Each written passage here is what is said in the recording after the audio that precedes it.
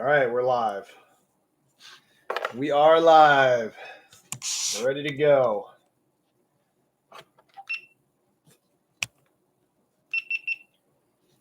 All right. Oh, cool. All right.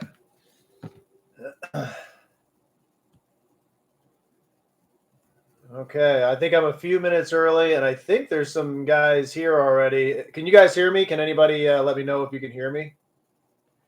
Because I'm not really sure.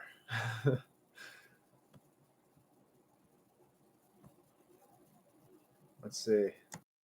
Nope. Yeah, I think you guys can hear me.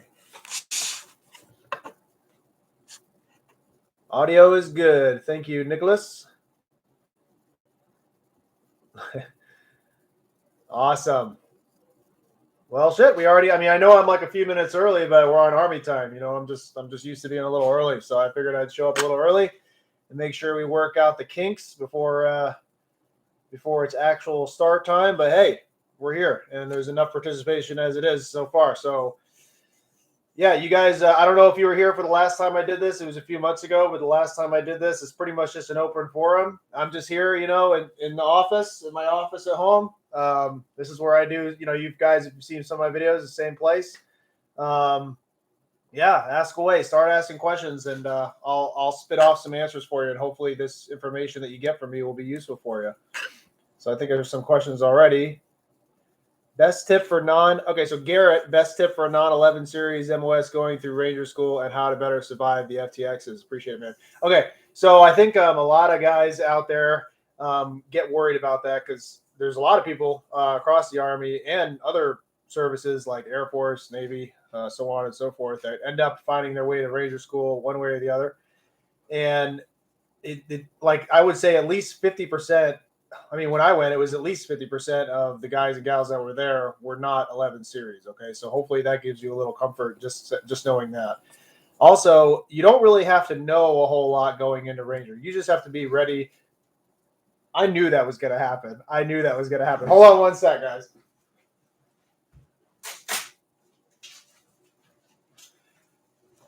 That's what I get for using packing tape. Whatever, man. You guys just get to see that stuff. Okay. So anyway, where was I? Oh yeah. You don't really have to know too much about infantry skills before showing up to Ranger School. Like they're not going to be testing you necessarily on your already known infantry skills. They're going to be teaching you everything you need to know in order to pass the lanes during Ranger School. What you need to focus on is being physically prepared to show up at Ranger School and pass RAP week.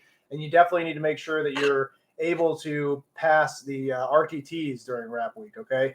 After that, you don't need to have any sort of knowledge, period, okay, as far as tactics goes. And it's probably a better thing anyway, because a lot of things that they teach you in Ranger School are very specific to Ranger School.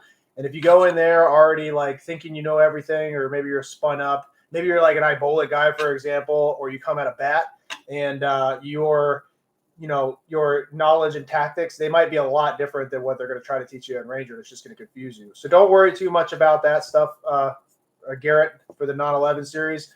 That you don't have any disadvantage. The only disadvantage you're going to have is like maybe your unit isn't as big on like making sure you're set to go for the physical aspects of Ranger School, or maybe you don't have as much experience in the field. But I mean, the field sucks for everybody, man. It doesn't matter how you don't really get used to it. You just learn how to suck it up more. So you should be okay, man. Don't let that bother you. Just do what you know you're supposed to do to get ready for RAP week, okay?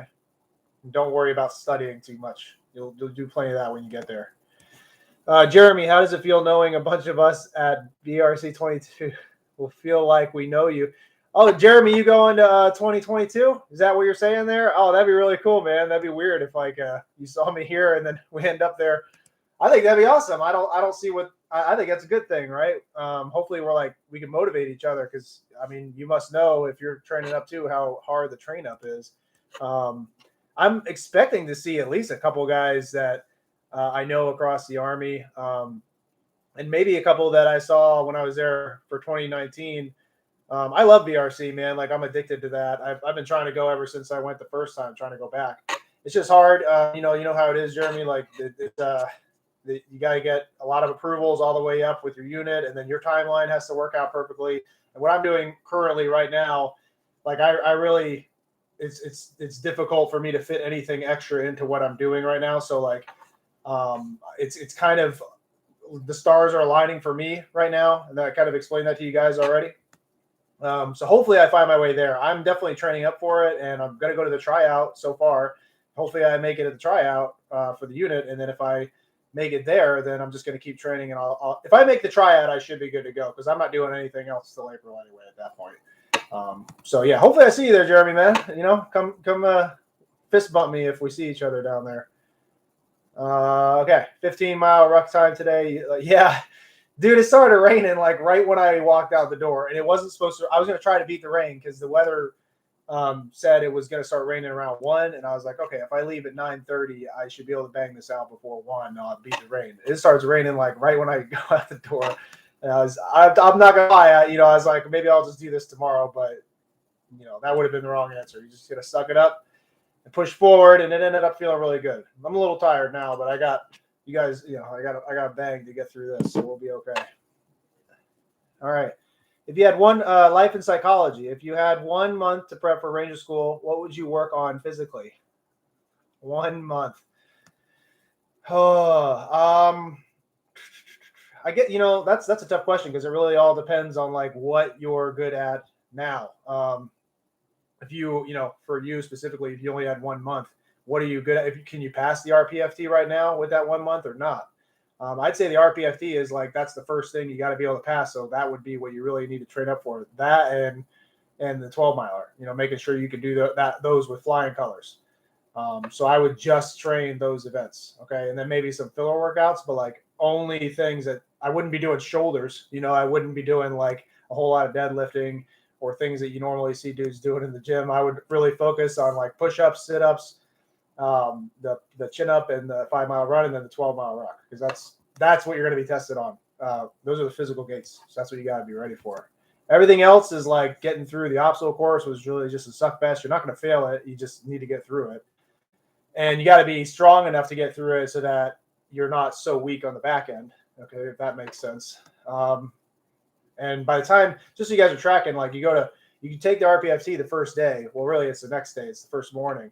They don't smoke you at all until after the RPFT. They give you you don't sleep all that much, but I want to say you get like 4 or 6 hours of sleep or something the first night, and you're good to go for the RPFT, more or less. So you get a fair shot at that. Okay, but then after that, it's like game on. They just smoke the shit out of you. They're the whole time you're there, and by the time it comes to the 12-miler, your legs are already just destroyed. Okay, so if you're training for Ranger and you're doing 12-milers, but you're coming in at like a 250, that's not good enough. Okay, you're not going to make it for Ranger School when it comes time. And I've known guys that fail the 12-mile, and that just sucks. So make sure you're coming in with on a good easy rest day. When you're training for Ranger School, you're coming in around like a 215, maybe a 230. If you're anything more than that, you're going to be struggling. Okay. Let's see. Mark Relaford, what was the RTT that you had the hardest time with? Oh, probably the Claymore. I passed it. I had to do it again though. The Claymore was tough because there's a lot of steps involved with it, and they have to be perfect. The RI is like literally like over your shoulder, following you as you are placing the Claymore. So he will see if you have missed a step. And also when I went, I don't know if they're still doing it or like if it just was that day or whatever, but like they did it in the like where the overhangs are. I can't remember what they call those now, but the overhangs are the rock pits, and we did it in the rock pits. So you're like low crawling in rocks, and it just kind of hurts your elbows, and that kind of throws you off. But make sure for all RTTs that you're like taking that very seriously, because it's a droppable thing now. A lot of people are getting kicked out of rap week because of that, and that would be like a bummer to just fail out of rap week because you didn't assemble and disassemble a saw correctly or something like that. Something you totally could have done if you just trained it up a little bit. Also know that when you go there, they do give you like a little bit of time during RTT day to go over each RTT to like almost like your heart's desire. I mean, obviously there's some sort of time limit, but you get to practice a little bit before you go in line and actually test it. Okay, but that doesn't mean don't study it on your own. You definitely need to like go to your arms room, take all that stuff out, make sure you know what you're doing before you show up. Okay, because you're gonna be tired during RDTT day. And then maybe I shouldn't have this bang. I feel like it's giving me way too much energy right now, but it's good.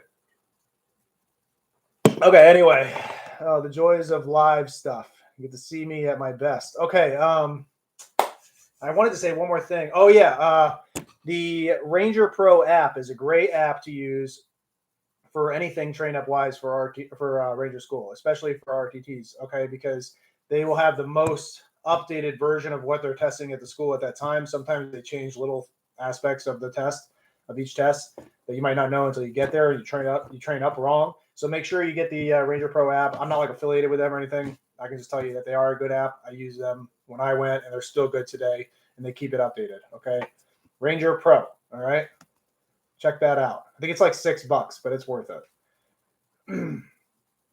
Should I? Okay. Hold on. I don't want to pass anybody if I can help it.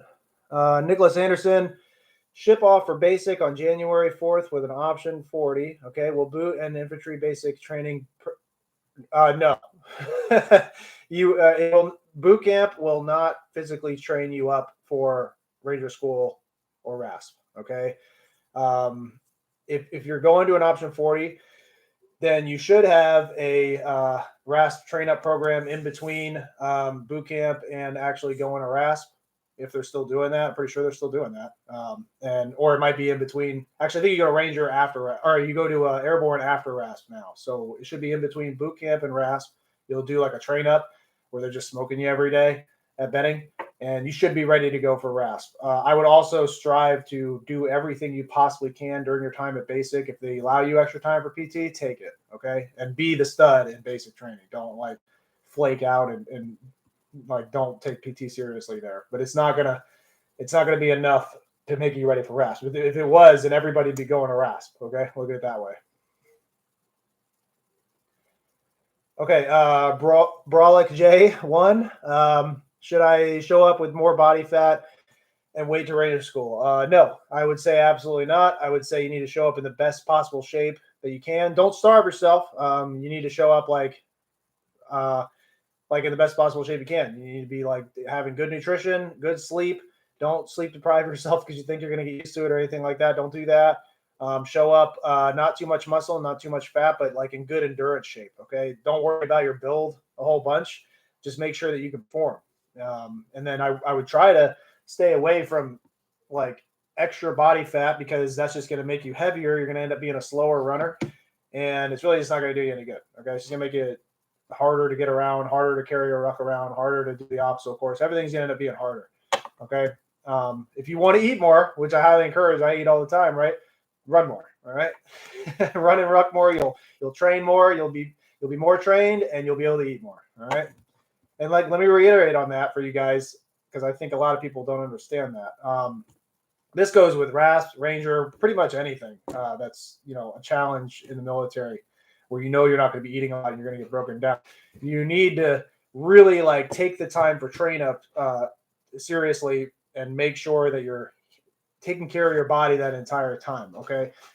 Especially with Ranger School, because I like to say you are training yourself up all the way. You're building that house until you get to Ranger School, and from the day you get to Ranger School until the day you leave, however you leave, you're getting broke down, okay? There is no healing.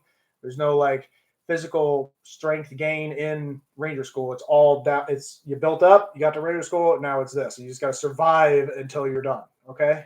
So look at it like that. Don't try to like train sleep deprivation, or don't be starving yourself or anything like that. It's not gonna do you any good.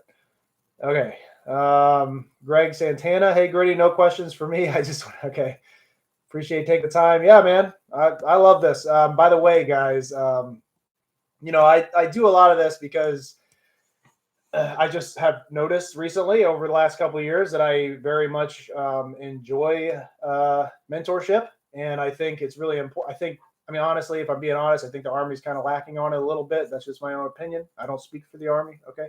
I'm just saying, I think it's been lacking a little bit. And I enjoy it personally. And this has been a very great outlet for me. So I get a lot of I get a lot out of this as well. So if you guys are getting motivated and information and all that, and it's useful to you, that's good for me too. Okay, so this is it's like a circle, it's good for everybody. Okay, all right. Wait, hold on. Okay, BL. How did the old guys hold up during the school and 40-year-olds? Any 40-year-olds in the class? Yeah. In my class, there was like a 40. I want to say it's 48. He was at least 46. It was over 45. I want to say he was 48 though. That's not really high, but it's not much different than 46. So he was. It's crazy. It was his third time going through Ranger School, and he had already made it all the way to Florida phase twice. And this was his third time starting over completely from Rap Week and making it all the way to Florida. And he graduated in our class. Okay, and he was like a stud. All right, obviously he had a whole lot of practice, but I don't think age is like a huge factor when it comes to this stuff.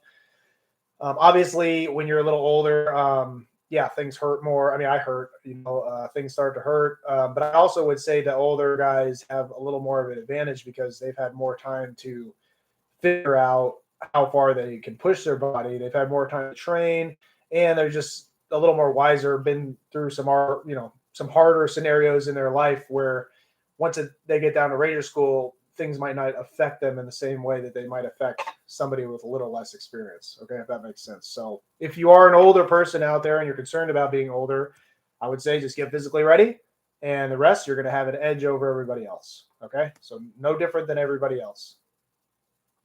Don't let the age thing scare you. You'll be okay. Okay, just train up appropriately. You know your body better than anybody else does. How do I prepare for Ranger School? Listen to what Gritty Soldier tells you. That's how you best prepare for Ranger School, Oscar.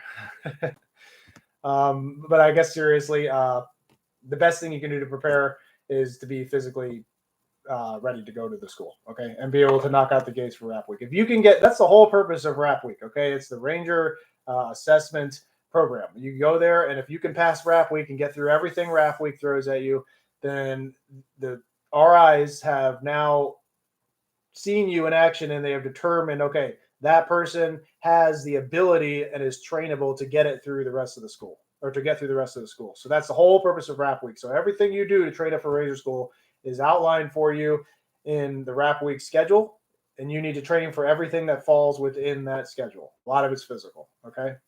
So do that, and everything else will fall into place after Rap Week while you're there. Becca, National Guard absolutely goes to Ranger School. Okay, that's just a simple answer. They do. They have like their own amount of slots and everything. Ranger School has like a certain amount of slots for each unit. They have slots for units. They have slots for Guard, Reserve, and then they have slots for sister services. Okay, and they are like allocated in that way, and they are available to those units and the sister services and all that stuff. And if they don't use them for that class, then they can get filled by walk-ins that show up to Ranger School. Okay, so if you go to your leadership and wherever unit you're in, and you say, hey, I'd like to go to Ranger School, and your leadership says, well, we can't get slots, they're lying to you. Okay, straight up. They can get you a slot.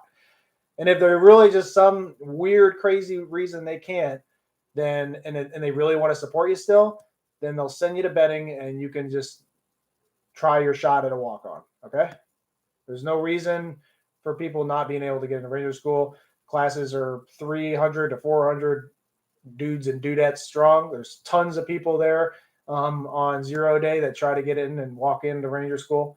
Don't let anybody tell you that it's not possible, or that the leadership just doesn't have the ability to send you. It's not true. Keep nagging them.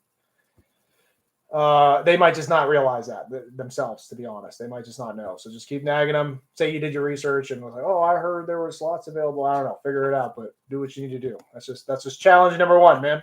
Ranger School is a commitment. It's not even just going to the school. There's a whole bunch of stuff that fall outside of the realms of the school itself. Ross Thomas, I'm not a very big guy. Should I focus on getting bigger to help with the heavy rucks at Ranger, or focus more on strength and conditioning? I would say, again, I would focus more on getting through Rap Week. Okay, priority number one. And then, I mean, I don't think, heavy rucking has too much to do with your weight size. Maybe it might be a little harder. Yeah, granted. But that just means you're going to have to find a different way to be useful in the squad, in the platoon at the time, than being the guy that carries the heavy ruck. All right. If you're like the shorter person, or like you just don't have that capability, then own up to that. Figure out what else you can offer to the team during your time there. There's tons of other things that you can do to be useful, and just pick one of those. Okay. Don't try to overdo it. You guys heard me say this before, I think. Don't try to train heavy rucking too much, because you're just going to end up breaking down your body too much. And by the time you get to school, if you make it there before an injury, you're just going to end up hurting yourself, because you've already given yourself, small bone, like hairline bone fractures in your legs that you might not even realize, and they just crack on you by the time you get to Ranger School. It happens to a whole lot of guys because they just train them properly. Okay. Okay. That's enough on that, I think. How high of a chance do I have to go to Ranger School, and how soon can I start my process considering my scenario? 34-year-old, good physical shape, 15 Yankee, about to start my 23-week AIT in January. I think you have a good enough shot. I mean, I think you'll be like it would be odd for you to say, I want to go to Ranger School to your leadership. They're like, well, we don't get that a whole lot because just your MOS, there's probably not a whole lot of guys that do that. But I'm telling with Ranger School, man, if you just keep like at every angle and every chance that you possibly get, say, I want to go to Ranger School, eventually you'll find your way to Ranger School. Okay. It's easier for some guys to finally make their way down to Ranger School. Granted, like if you sign up for option 40, become a Ranger, even those guys still got to wait a few years to actually go to Ranger School. I don't know if you guys knew that or not, but that's how it is. Rangers don't actually go to Ranger School until they get looked at for leadership. Okay, because they have to have a Ranger tab in order to be an E5, typically. Okay, normally. All right. So they got to wait a few years too. But as soon as you meet the minimum requirements to attend the school, or even before that, and you end up at your unit, I want to go to Ranger School. I want to go to Ranger School. I want to go to Ranger School, and keep being like that high-speed person in your platoon. Show that you're physically fit. Take on responsibilities. Be the person that like earned something. Okay, and at the end of the day, you're going to earn your way to Ranger School. Okay, which is really what you should be doing. But don't don't think just because you're not like 11 series or something that you can't go to Ranger. Tons of people that aren't infantry or even combat series go to Ranger School. It's not just a combat school. I mean, it's very infantry oriented, but that's just because, of the nature of the school. But it really, I don't know. I'm kind of torn on this too. Like a lot of people say Ranger School isn't a leadership school. It's just a straight suck fest. Okay. Well, I would kind of say it is a leadership school because I definitely learned about leadership there, and they're definitely grading you on leadership there. And I definitely feel like I am a better leader after Ranger School. So I would definitely say it's a leadership school. But I would also say it's just a huge suck fest. And by the time you're done with it, you're like, what the fuck did I just do to myself? I would also say that.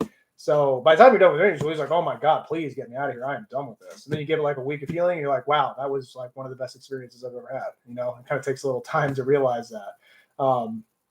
But I don't know. I think the number one thing you get out of Ranger School, and why I always like try to push a lot of people to go, is because you go through so much shit and trials that at that school. There are other schools, but Ranger School definitely, where you come out of it as not only like a better soldier, a better leader, but a better like person holistically. Like you just something clicks in your mind, and unless you're a shitbag that somehow made his way through Ranger and didn't get caught. But if you earned your way through Ranger, something clicks in your mind, and you have now discovered a whole new level of like, making shit happen. All right.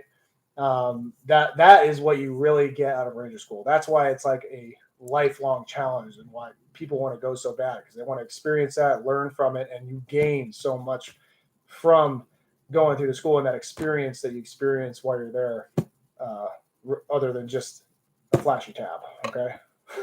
God.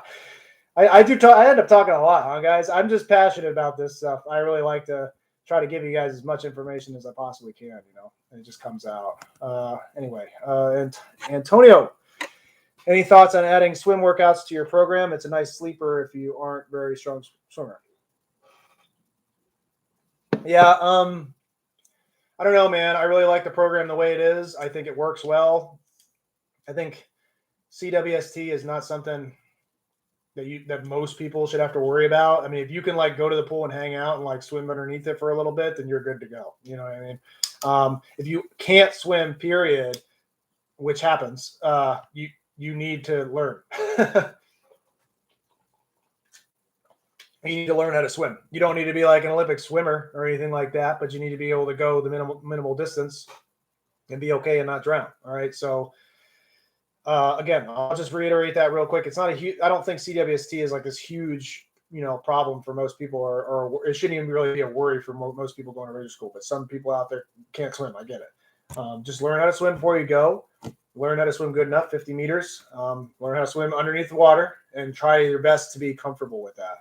And after that, you should be okay. Fair enough. And if you are using the program, the 13-week Ranger School program, and you're concerned with that, or you want to implement swimming, I would use it as like an active recovery during one of your recovery days. Don't try to like replace anything, and don't try to create a swimming workout and add it to the program, because then I don't really like the idea of adding or taking away from that program. It works perfectly the way it is. I haven't adjusted it, period, since it's been created, and there was tons of time, research, and application to that program when we built it, and it is what it is, and it's perfect the way it is. And so if you take away from it or if you add to it, you run the risk of like screwing up the entire progression of what the program offers to you. Okay, so I just want to say that. Anyway, okay, I think I beat that up enough. What is the Ranger PFT standard? You can find it on the Fort Benning website, the most current, but it should just be the RPFT so far, unless they changed it like yesterday, which is it is push-ups, 59 push-ups, and it's like, and I'm not kidding you guys, make sure you're practicing your push-ups in this way. It's push-ups, it's like close-handed push-ups, and it's mostly like tricep work, and you're going to go all the way down to your chest. You're actually going to hit your chest. They're going to tell you to hit your chest, okay? And then you're going to go just like that. Okay, that's exactly how it needs to go. All right, so you need to be that. If you mess that up, they're not going to count it, and you're going to end up doing more push-ups, or you're not going to get to the minimum, and you're going to have to you're going to no-go push-ups. Okay, so don't try to cheat your way through push-ups. It's 49 push-ups. I said 59. I'm sorry, 49, and then it's 59 sit-ups. Okay, and those are just regular sit-ups. If you're fine with sit-ups, don't stress about those at all. You'll be fine. They're not super strict on the sit-ups really. And then just make sure you do them like to Army standard. And then you got the 5-mile run. You'll do the 5-mile run in 4 minutes or less. And with that, the course there is not straight. It's not flat at all. It's all on pavement, but it's not flat, period. It's rolling hills the entire time. So make sure you're going out there and training on rolling hills. And then you'll immediately come back and do 6 chin-ups. And the way the chin-ups will go is the RI will stand like right here, as close to you with his like face right in your chest. Well, for me, because I'm a little taller, little RI guys face in the chest. And then you're gonna do chin-ups, and as you do, it's the same thing. You start completely hanging, and then you go all the way up, and you hold it for like a second. He'll even say up, down, just like that, and it will go slow. And you can't move at all. You can't sway because your RI is standing so close to you. If you hit him or touch him, then they don't count. All right, so that's how perfect the chin-ups have to be. So make sure you're training like that too. All right. What do you think of, this is Danny 123. What do you think of Ranger School as a National Guard infantry soldier? I think I answered that pretty good. I don't think any different than other soldiers. Just make sure you're ready to go for RAP week. Besides that, it's not even once after RAP week. It's not even about like, it doesn't matter where you came from. You're just a Ranger. All right. You're all learning. Nobody goes there. Nobody shows up to Ranger School knowing all the answers. You're all sucking. You're all going to embarrass yourselves, and you're all going to like go through some really bad experiences. Okay. I hate it. I hate it when guys say, or girls or whoever, I hate it when they say things like, Ranger school, that wasn't even hard. You know, that was a piece of cake. That was one of the easiest things I ever did. Or why do people say it's hard? It's not even fucking hard. They're just fucking lying, dude. They're lying to you. Straight up lying. I don't care who they are. I don't care what kind of crazy people they are. Any of that. They're lying to you. Okay. It's hard. I'm not trying to scare you or anything, but it's true. Oscar. So, okay. I think Oscar just sent a super chat. I've never done super chat before. I guess I have it on. But I don't see a question, Oscar. I hope I can try to figure that out for you. I really appreciate that. You know, if you guys do want to send a super chat, obviously that's very nice of you, and I appreciate that. Not required whatsoever. But I do want, while I have you guys, I do really want to upgrade like my my filming capabilities for the videos, because I love making the videos, man, and I like my new like blogging style that I'm doing. But I really want to save up for like a drone. Okay. So when I'm out there doing these long rucks and stuff, I can get some really cool footage for you guys. I go to some like really cool places sometimes and do my rucks. And I wish that I could show you guys sometimes the scenery and like what I'm actually doing. And it's just hard. Like I have my GoPro here. This is what I use. This is it. And I've had this since I started Gritty Soldier. Actually, a little after. I had just my phone at first. But this is all I use. I just carry this thing around. And it works. You know, it's gritty for a reason. But I wouldn't mind saving up for some better gear. So that's what we'll put that towards. Okay. And hopefully, I don't know. I see it there, Oscar, but I don't really know how to use it. So I'm really sorry. I'm still trying to figure all this out. Anyway, appreciate it. Hunter, hello, sir. Coming from Logistics, Brolic, okay, and have a date for 30 January. Awesome. Good job. You got that. Can you give some tips from getting the op board to executing the mission and the steps you take to make yourself successful? Yeah. All right. So I probably don't talk about that enough, the op orders. That gets a lot of guys planning. But everybody's going to get their shot at op orders. Just don't think because you're not an officer that you're not going to do op orders. You're definitely going to do op orders. If you're an officer, you're going to do. Everybody's going to do op boards, especially like the brand new LTs and like the specialists that are going. Okay, you sergeants might get away with it, but like it's always like the lowest rank and then like the brand new LTs that end up getting the most op board looks. And with that, op boards, like you have to do everything again, just like the rest of Raider School, perfect and by the book. And what I would advise you to do, and this is what they're going to tell you to do, is just every time you do op boards and you plan, you take out your Ranger handbook and you go through each and every line and do not skip a line. So that way you don't miss anything. And it's also a team event. It's not just like whoever's getting graded is doing the entire op board process. You, the graders, and say, okay, Ranger so-and-so, you're not going to say that, but you're going to say, hey, dude, you're doing this.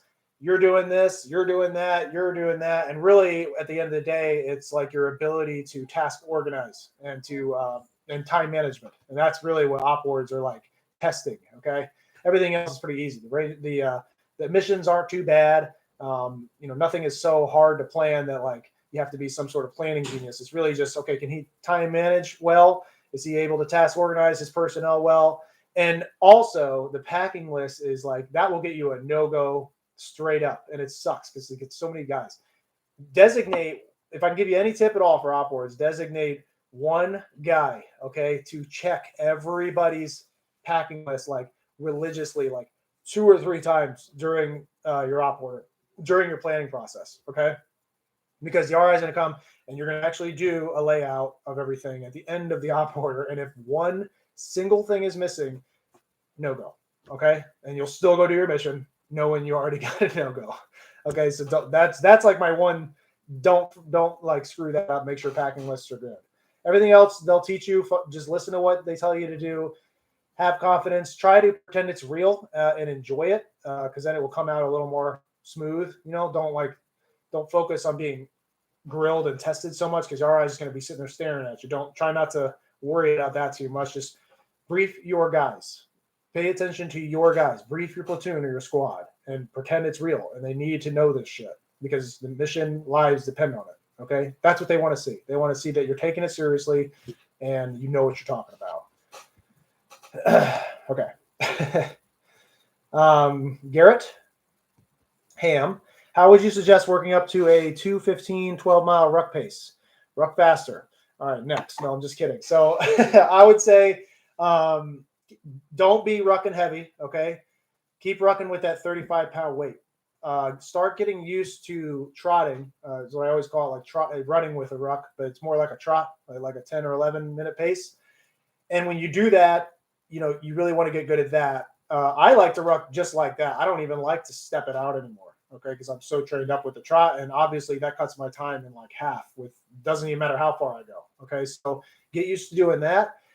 Make sure that when you're doing your ruck is tied down to you very well. Obviously, not so much that it's like cutting off your circulation and shit. If your shoulders start going numb, then you know it's too tight. Okay, if you can't breathe very well, it's too tight. But enough where your ruck's not bouncing around all over you. Because the last thing I want to do is give you this advice and you go and just screw up your joints and your bones because you're just letting that ruck all over the place. Make sure it's part of your body as you do it. Make sure your stride is nice and smooth during your run, your trotting. Okay, airborne shuffle, whatever you want to call it. And make sure you're packed out right, okay? Make sure your heavy stuff, the heaviest parts of your ruck, like don't worry about convenience or where anything should be because when you need to get to it, act like you're never going to get to anything in your ruck, okay? It's just is weight, okay? Pack all your heavy stuff like right here. And then the medium heavy stuff should be right under that, like as close to your back as possible. Everything else is just like padding and stability around that weight so that it's not shifting everywhere. And then make sure your straps are like as cinched down as you possibly can get them so that when you are doing this rucking and you're trotting it out, that nothing's moving around, nothing's going anywhere, and the weight isn't shifting, so everything stays nice and tight, nice and in place, and you can just get through your ruck with minimal aggravation to your body. That's what I would suggest. I'd also suggest that, because I'm sure there's other things I could think of, just not right off the top of my head, but I have a video. It's Ruck Faster. Go watch that video because I give some pretty good tips in there as well. And I would just watch that and do your best to kind of live by what I say in that one, okay? For ruck training. All right, BL. Bravo Lima. Oh, another super chat. Wow, I guess it's on. Harrison Smith. Hey, I really appreciate that, man. I really wasn't expecting to see that today. That's really cool of you guys. Again, I'm gonna put that towards a drone, okay, so I can make some better footage for you guys. I have like some really good ideas for footage. I just don't necessarily have the right equipment for it, but that's what I'm gonna do. Anything I get today, I'm gonna put it towards that, so I can make better content. Anyway, Bravo Lima BL says, should I give up other strenuous activities like basketball while running during the 13-week program? How do you balance personal PT with unit PT? Yeah, that's a tough one. That's hard. That's going to be super specific as well because it all depends on what you're doing on the side. Everybody has a different life. Everybody has a different unit. But what I would say is, and I know there's going to be like, one day I'm going to get caught telling you guys this by another unit in the leadership, but like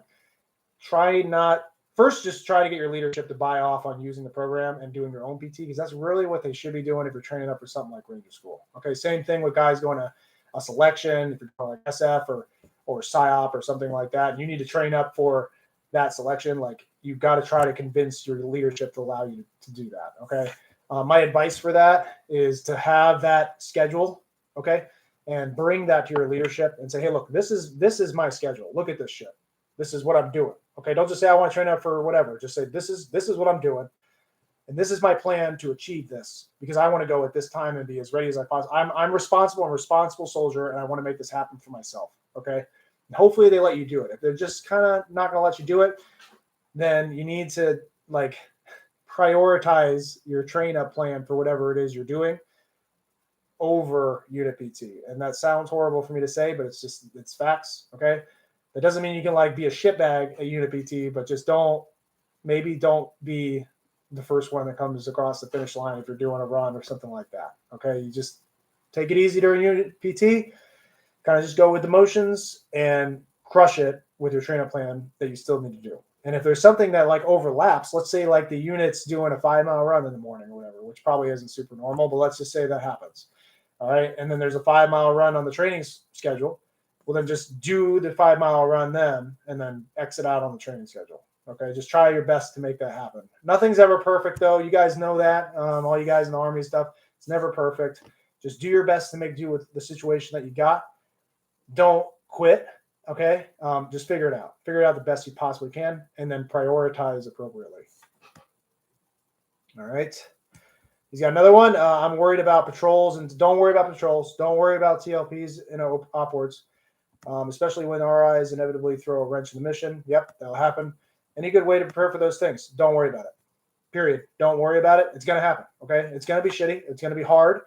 The best thing I can tell you to do is just don't stress about that. You don't need any extra stress right now, and it's not going to do you any good. Pay attention when you get there. Okay. When they're teaching you, because they're going to teach you everything you need to know, every single thing. They're going to tell you exactly what they're looking for. There's no hidden answers. They're going to say, this is what I'm going to look for, Ranger. Make sure you do it. And that's it. That's what they want to see. So just when you go there, do what they tell you to do. And if there's ever a point of doubt during your time in leadership, and it has to do with patrolling specifically and like the correct process for that, you pull out your Ranger handbook, which you're going to have in your pocket. And you pull it out and you just do exactly what your Ranger handbook says. And I'm telling you, if you do that, the RIs they're going to appreciate that. They're going to like to see that, because you're going to be so fucked up sometimes. Excuse my language. Well, no, you're going to be so fucked up sometimes that like you aren't going to be able to think clearly, period. And that's part of the school. So like, that's why there is a Ranger handbook. So you take it out, you go, well, I'm like retarded right now. I just need to do what this book tells me to do. And that's what they want you to do. So again, guys, don't stress that stuff at all. It doesn't do you any good. Don't try to study up. You're just going to confuse yourself when you get there. Just get physically ready. Get ready to pass RTTs and get your mind right. AJ, he says, I don't think I passed it, but yeah. Okay. AJ, what do you recommend for a run, shuffle, walk ratio in the 12 miler, especially for a smaller dude? Okay. If you're talking about ratios, a good starting point, this is like basic. Okay. This is like basic math. Okay. So if you're normal, easy stride, like your rest stride, where you're just kind of cruising, which is probably not passing pace, is probably like 16-minute miles. If you were going 16-minute miles and you're okay with that, then do that for let's say you do a 16-minute mile. Well, now you need to bring that time back down. So you need to run for like maybe 12 or 13. Let's say you do a 13. Okay. Well, now if you do 13-minute mile and then rest for a 16-minute mile, then that will come down to what? Like a 14:30 mile. Okay. And that's passing. And for half that time of your ruck, you're just cruising bullshitting. Okay. So that's like a good way to train for a faster pace and get used to the trotting method. But what I want you to do eventually is like bump that up to like a 1.5 mile with like a half mile of cruising. So 1.5 mile running, half mile cruising, 1.5 mile running, half mile cruising. See what I'm getting at there? In the long run. Or you need to like run faster and cruise a little faster. That's what I would recommend. There's a lot of different ways to go to that video that I mentioned before. Kind of goes a little more into the interval training. I'd recommend you go watch that one more time, or at once if you haven't seen it yet. Some more information on there. Oscar, what was the link for that Ranger prep program? Here, I can probably drop it for you guys. So for you guys that weren't tracking, Gritty Soldier does have a website. It's all about fitness, well, and some motivational stuff. And we have the very best Ranger program, period, out there. Very much stand by that program. Here is the link to it. I suggest you go check it out. It's just in the chat, I believe. But it's at grittysoldier.com. Simple. You'll see what I'm talking about. It's up there. Highly suggest you give that one a shot. In fact, if you guys are still here, I will do you guys a solid. Let's see if I can find... I think there's a code for a discount that might still be active. Let me see. Give me one sec, guys. Okay, I got you. Okay. Yep. The discount code is SOFTGroup20. That'll give you 20% off any fitness program, and that's going to be for you guys since you came and saw this. Okay, I think that's a good idea to do for you guys. It's SOF Group, SOF Group 20. Soft, like soft. Okay. Here, I'll write it in there. Soft group 20. Okay, and that's for a special set of guys. But that'll I think you guys deserve something too for showing up here. Make sure you use that. It should be good for any fitness program on the Gritty Soldier site, and it will take 20% off that program. It should be good for any program. If you guys have any issues with it, just send me an email or something. Let me know. Should work though. Okay. Danny Damage. Hey again, Gritty. Thanks again for reaching out on Instagram. Oh, okay. No problem, Danny. I try to always be available. Okay. I'll be honest. Lately, there's been a lot of people, which is great. It's awesome. But it is hard for me to it's just me. So it's hard for me to go through every comment and everything. Sometimes things fall through the cracks. If that ever happens to you guys, don't think I'm just ignoring you, because I'm not. It just means I just missed you because there's just so much out there. Okay. Just keep trying. If you really want to ask me something, just keep trying, and I will get to you. Okay. It's all about, I really do want to help you. All right. I have cert in March. Awesome. Looks like you're not super thrilled about it, but I think you should be. Okay. It's going to be great. It's one less thing you'll have to do when you're done. Okay. Go out there and crush it, dude. You're going to do great. Hunter Kimball, coming from the logistics side, I still get the opportunity to be in a leadership role while at RS. Yes, everybody will. I've heard that RIs hold spots for combat arms. Nope.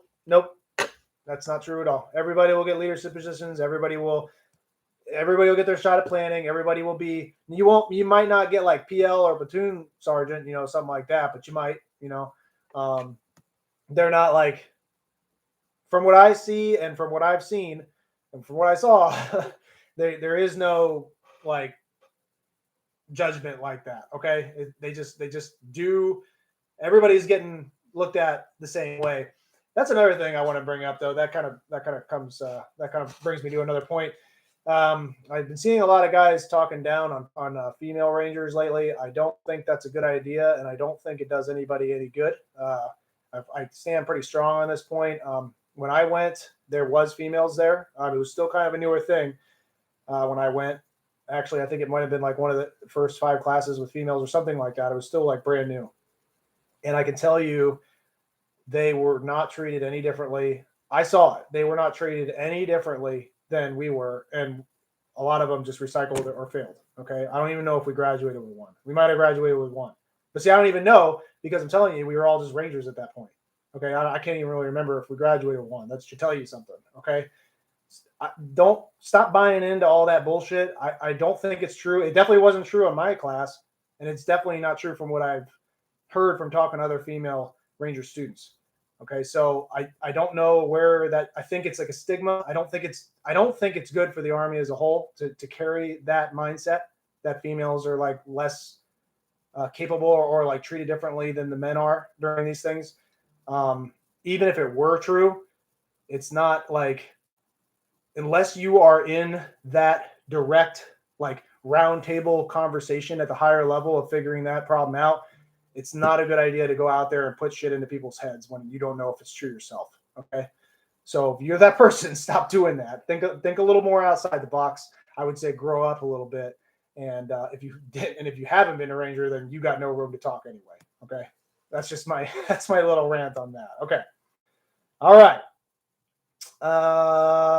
Danny Damage. What would you say was the hardest for you, the mental or physical part of Ranger School? Probably the mental, because when I went to Ranger, I was pretty physically ready to do that. I wouldn't say the physical part was easy by any means, but, I definitely would say there's some mental things, decision-making challenges that were very challenging for me and are challenging for everybody. That's really, I would say Ranger's more about, it sucks. It's physically enduring and difficult, but it's more about like I mentioned before, breaking that switch in your head and just making the mission happen. Getting to that point takes a little bit of time if you're not used to it already. And Ranger School really does have this magical way of just breaking you down, man. They really do. And I've done a lot of things. It took me a while to get to Ranger School. 10 or 11 years in by the time I went to Ranger. So I had already done some things before I actually went to Ranger school. I was already working with SOF. I had a few deployments. I've been blown up. I went to SEER before that. And I had all these different experiences that would be somewhat what some guys might consider comparable to like a Ranger school thing. But Ranger school is a different animal, man. It is. It's hard to describe, but they definitely have it down to a science where they break you down mentally and physically at the same time to the point where you don't even know what's going on anymore. And then somehow, if you're able to hack it and you can, work through that and come out as a better person on the back end, then you benefited from Ranger school and you got it. You got what the training was. All right. So don't stress on the mental part because it's going to happen to you. All right. Like I said before, nobody's going in there like with all the answers or even any of the answers. You're just going to be tested. And in order to get your tab, you have to get through that test. Okay. And I can't even describe to you how the test is. It's just go there and see. And you'll be like, shit, pretty soldier, I know exactly what you're talking about now. That shit was crazy. All right. Okay. Stanimir. I don't know about 15 Yankee MOS if they don't let you go to schools or not. I don't know. Ranger school is a pretty open school to any MOS though. So if you really want to go to Ranger, like I said before, just keep pushing for it, and eventually you'll get to go. Just don't quit. That's the first part of going to Ranger school. Another thing I want to say to you guys, it's all you have to really commit to Ranger school. It's not something you just go bang out. It's not something you just do on the way to something else. It's not something you might do one day. It's okay, you know what? I'm ready. I want to dedicate myself to this. It's like training up for like a marathon or an Ironman or something like that. Obviously, it's a lot, in my opinion, it's harder than that. But like or like a deployment. It's like you have to commit to a deployment. Everything you have has to commit to Ranger school. Okay. Before, during, and even after. So, and that's everything mentally, physically, logistically, getting your supply shit ready. Your family has to be on board with it because you don't know how long you're going to be there. They say it's a 61-day course, but it's not. It's a however long it takes you to pass course or sooner. So, like I said before, that one guy that was like 46 or 48, can't remember. It was his third time going through Ranger school. Can you believe like the dedication of that man? Good on him. That's amazing to me because he has earned his Ranger tab 3 times, and it took him 3 times to actually be able to wear it. So that's that. But that's the kind of dedication they're looking for. I didn't really realize that until I recycled Darby when I went, and I remember recycling Darby and just thinking I was down. I was like, oh my God, dude, am I really going to have to do this again? I don't know if I want to do this, And I remember coming back because I got like half the day for pass. I remember saying that to my wife. I was like, I don't know, babe. I don't know if I even really want to do this. And she just looked at me and said, what are you talking about? You better shut up and just go out there and get done with Ranger school because I'm waiting on you. So go out there and get Ranger school done. And it was like, oh shit, okay, yeah, I need to stop being a bitch and go to Ranger school. So like that's kind of the mindset it has to be. Everybody's got to be on your side, and you really have to commit full force until you walk away with your tab. And even if you fail and you go back to your unit, you're not done. If you really were committed, then you'll go back. You'll go back and you'll do it again until you get your Ranger tab. All right. The RIs like to say you're not a real Ranger unless you recycle or fail at least once. All right. So hopefully that doesn't deter you too much, but I would expect to recycle at least once while you're there. I would expect that. All right. Jake Van S. Any tips for going during winter? I report January 9th. Keep up the awesome content. Ooh, winter. It's going to be cold. It's going to snow on you. The good thing about winter is that there's not really any bugs, and the foliage is light, which I appreciated because I do get poison ivy and I don't like bugs. So I actually think I did better as a winter ranger. Bring plenty of cold weather shit, okay? Because what happens is you'll get so cold. Even I remember I started in October, and I think it was like at one point maybe 50 or 60 degrees, which you think isn't that cold, okay? But because you're already like so malnourished during even Darby phase, and you're just putting your body through so much work, you feel so much colder than you actually are. Plus, you never like get to go inside. In Darby, you're you're always outside. You even when you sleep and come back to like camp, okay? If you're not doing a patrol base, you come back to camp, you sleep on rocks outside with your sleeping bag. So you never like get to go inside. The only time you get to go inside in Darby, if I remember right, is during a chapel service, and everybody goes to that. So just bring all the cold weather gear you can possibly get your hands on. It's not the time to be a minimalist, okay? Bring it all, because they might or might not let you wear some of it. But if they do ever let you wear something, you're gonna wish you had that, okay? Get a smoker's jacket. Definitely get a smoker's jacket. Those things are money. You're gonna love it. And bring plenty of watch caps. And get like one of those really thick neck gaiters, okay? Not like the shitty Army one. Get a thicker one, okay? Because they'll let you wear it. As long as you have the one that's on the packing list, you can bring like an extra one. That's the one you wear, okay? Matt L. I'm on week 3 of your RS prep, your Ranger School prep program. How should IBOLC students supplement their training to better prepare for Ranger School? Kind of like I was saying before, dude.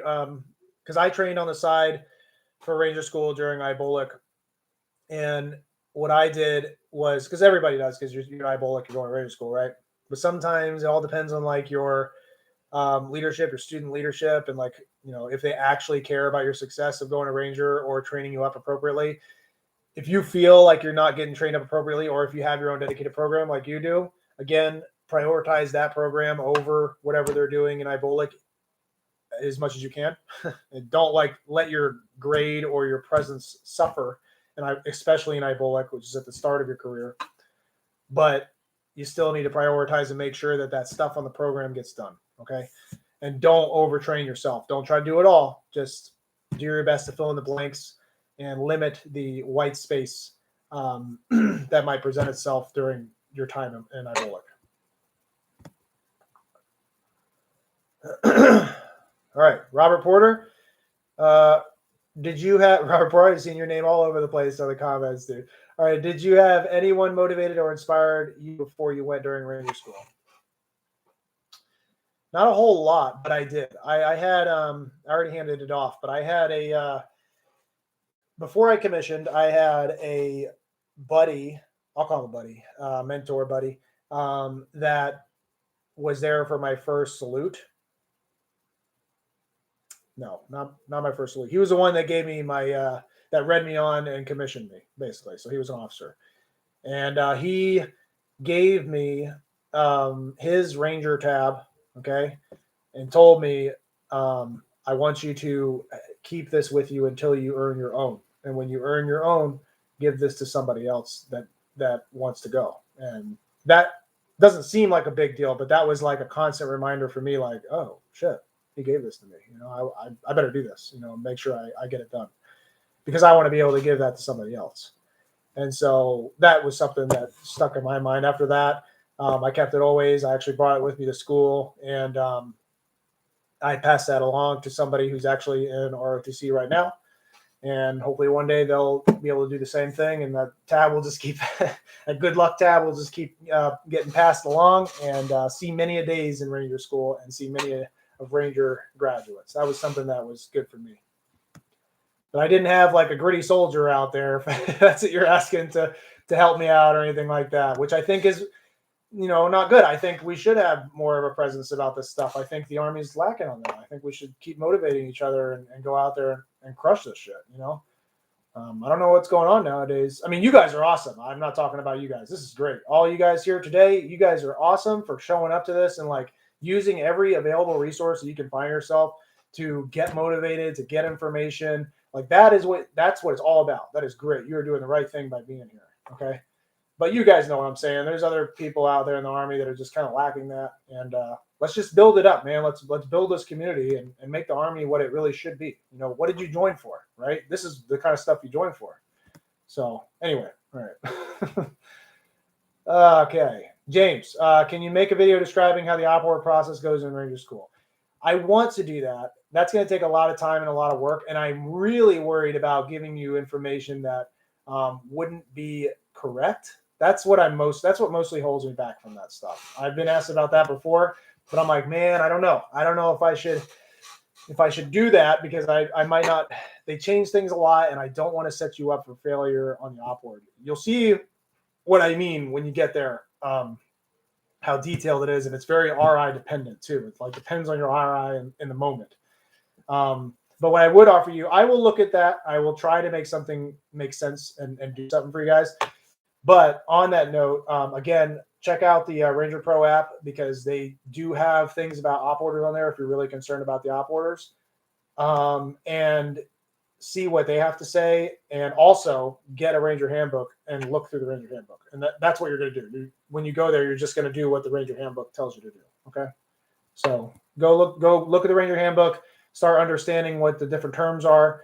If you're really feeling high speed and you got like 6 hours to kill, sit in your office and do an op order and just do one for pretend.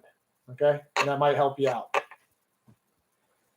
Frank H., do you know of anyone who's made it through Ranger School after having an ACL reconstruction? I had an ACL reconstruction. There you go. Hold on. 2007, I joined the Army. And in basic, they're like Bugle 6 or whatever. I was doing that, and we were doing it in a rubber pit. And during that, I like tweaked my knee real bad. And I'm pretty sure I blew out my ACL at that point. I had to go sit on the sidelines, and I just kind of sucked it up. I didn't go to sick call because I didn't want to be that guy that went to sick call. 2007 was a little different, I guess. I just didn't want to be that guy that caused unnecessary attention. So I just pushed through it. I pushed through it for years. I got to my first unit, and after years of like that giving me problems, it became like maybe like twice a week now. My knee would completely give out on me. Like the knee would pop out of its socket and it would hurt, and I'd fall and I'd have to like put it back. I'm not even joking. And eventually I remember there was like one time I was walking at a DFAC and I was like at a crosswalk and it just gave on me and I fell to the floor right in front of a car. And the guy was like, "Are you okay?" And I'm like, "Yeah, I'm good. It's just, this happens." Like, man, I better actually go get this looked at. I got it looked at. My ACL was completely torn and had been for some time, and my MCL was torn completely, and my meniscus was torn in 3 places. So I was all jacked up, and I had to get a complete reconstruction on my right knee. It took me 6 months to get back, like to heal up and everything. And to this day, like I'm good. I don't know what else to say to that, but now I'm good. So obviously I feel it every now and then. It's not like obviously if I didn't have all that happen, it probably would be better. Headache or a hard time or anything like that. I know over time I do baby that knee because of like, I mentally think about babying the knee, and that causes issues to my left side of my body. Nathan, I'll get to you in a second. But that's going to be something I worry about when I'm like 50 or 60 years old. Didn't have any issues. Just make sure you're trained up, like I said before. Make sure you train up appropriately and use the appropriate amount of time so that you're building. Your bone density is super important. People don't realize how important bone density is. That's where the time comes in. You can't just bang out a month of training and go to rate. You can, but that's not what you should do. It needs to happen over time. And if you build up that bone density, strengthen those ligaments, strengthen those muscles that surround the joints like that, you will have much smaller chance of injuring yourself if you do that. Okay. Nathan, thank you so much for the super chat, dude. That's really cool. I didn't even realize I had that. I guess I have a following now where we got super chats now. That's super awesome. As an AMED officer, I literally know nothing about Army tasks, land nav, etc. Any tips on how to get those skills up?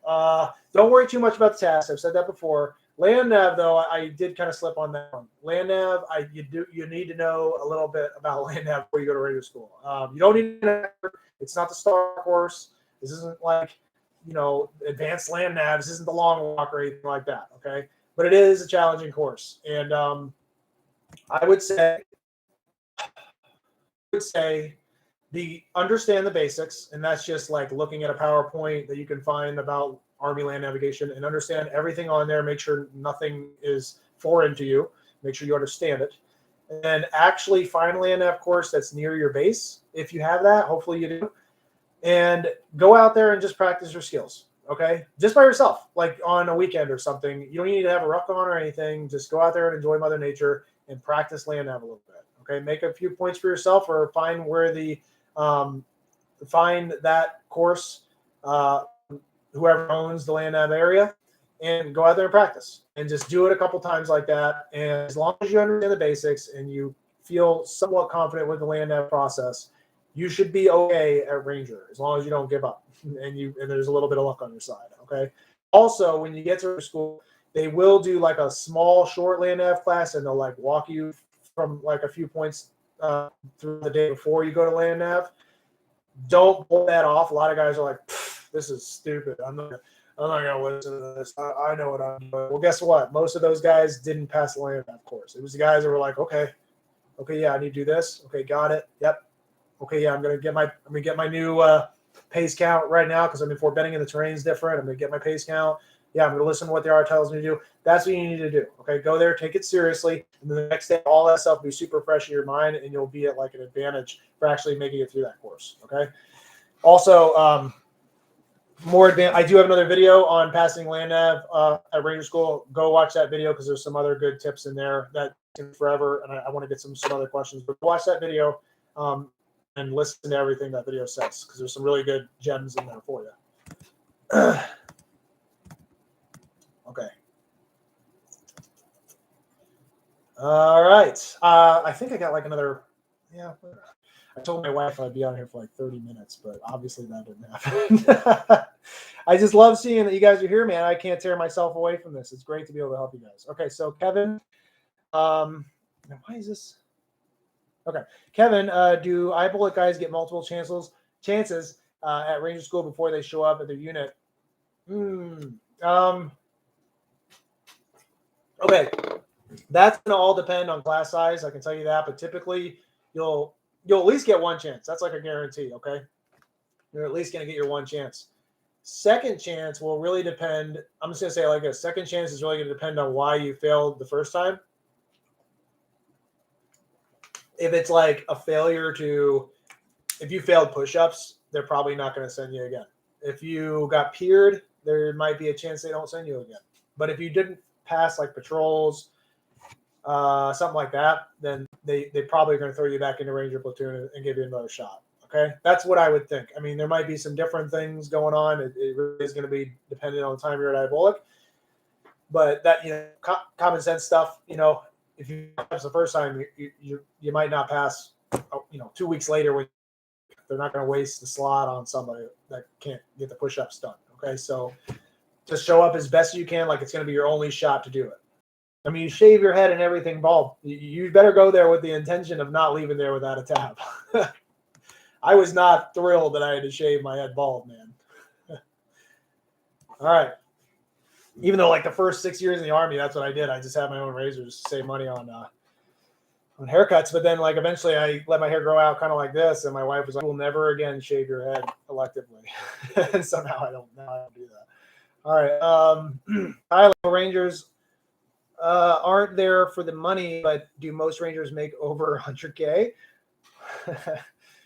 No. I don't know where you got that from. No, the pay scale is still the same, depending on what you're doing. I think you're talking about regiment.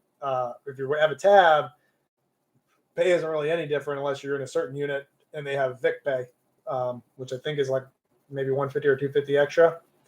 Regiment, there are different pays, like depending on what you're doing. Obviously, you'll get airborne pay. That's $150 a month. Some guys get dive pay, some guys get halo pay, some guys get some guys get the Vic pay, but that just depends on your position. And well, they all get the Vic pay, but like it's unless you're an officer. Officers don't get that. Okay, you just get what you get, and you get the bonuses, but you don't get like Ranger pay. But you don't. 100K is a lot of money for a soldier, man. Maybe you're an officer or something, or you're trying to be an officer. I can tell you, I've been in the Army 15 years now. I've got, I'm an officer now. I get prior E-pay, and I get some other bonuses for some other things. And I just barely, hopefully it's okay I'm saying this, but I just barely push that level. Okay. So you're not getting paid too much in the Army. Most guys aren't in the Army for the pay. But, the Army doesn't pay bad. And it lets you do what you're passionate about if you really like this kind of thing. And it's really not that hard, What's the point of going to Ranger School if you aren't going infantry? Leadership skills and bragging rights. Like I was saying before, I mean, yeah, bragging rights is cool, I guess. I like having a Ranger tab. It's obviously going to set you up for the rest of your career, especially if you're not infantry. If you're like a non-combat arms MOS and you have a Ranger tab, then you're going to be considered a god among men at your unit. That's nice and all. That's cool. I like to say with a Ranger tab, if you're not in an infantry unit, or even sometimes in an infantry unit, your first 15 minutes of anywhere you go is free. That just means for the first 15 minutes of anywhere, people just notice that you have a tab and they assume you know what you're doing and they assume that you know what you're talking about, which may or may not be the case, most likely not. But that's not what it's all about, okay?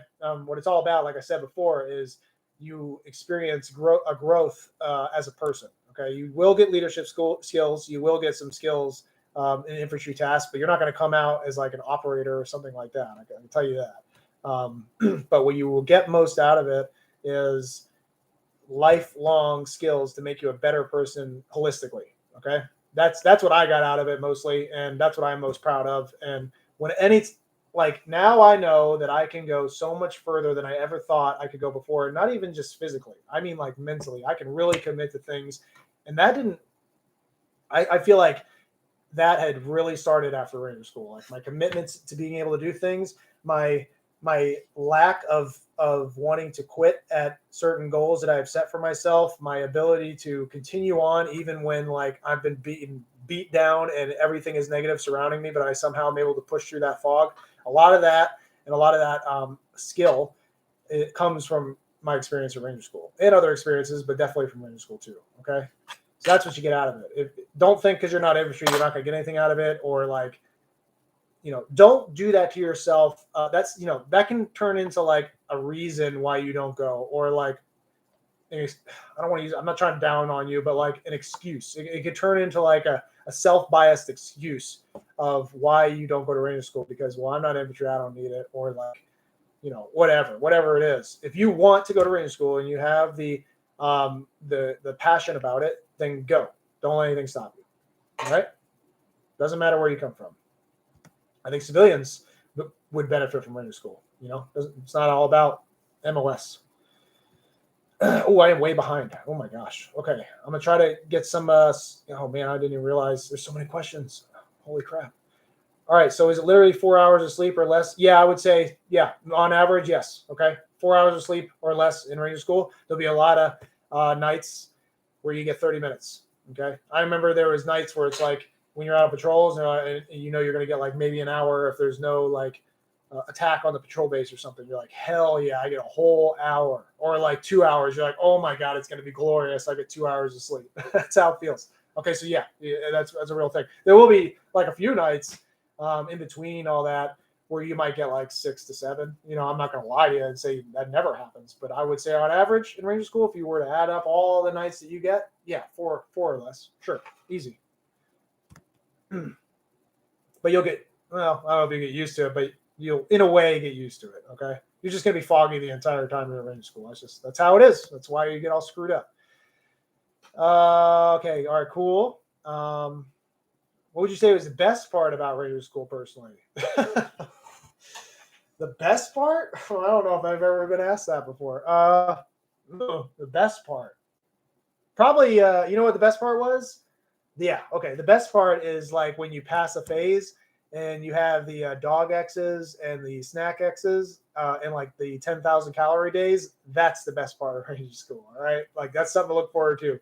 Doesn't matter if you end up getting your go or no go, you at least get to have the dog and snack X. And that's just like at the Darby phase, they have a dog X and they just have hot dogs and chips and candy and sodas and all that. And you just like scarf it all that as much as you could possibly eat, And the same thing in mountains, they do snack X and they'll give you like 2 MREs. And then there's like the wives and stuff, they from the FRG from the school, they'll make a whole bunch of snacks and cakes and stuff like that. You can buy as much as you want and down it all in. And it's crazy, but that's a good time because they just let you sit there and eat and take your time with it. It's funny because another thing I remember is, what was it? Oh, yeah, I think it was when we were driving to mountains. Okay, we drove to mountains on a bus. And it was like a 6-hour trip, and I remember, and in our eyes, like gave everybody an MRE and said, "We don't care when you eat it, just eat it during the trip." And that was like a blessing. It was like, whoa, we can just eat and take our time and sit on a bus and eat this MRE. That's amazing. So it's the little things, you know what I mean? It's crazy to say that out loud, but it's true. That's how it feels when you're there. All right. Do most SF make over 1,000K?